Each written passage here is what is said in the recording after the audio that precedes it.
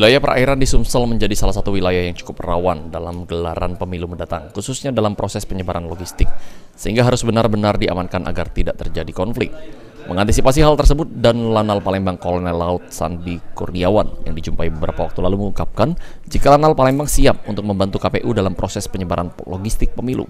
Sejauh ini menurut Kolonel Laut Sandi Kurniawan, pihaknya masih menunggu permintaan dari KPU selaku penyelenggara pemilu mendatang dengan mengerahkan alat angkut yang ada di wilayah perairan.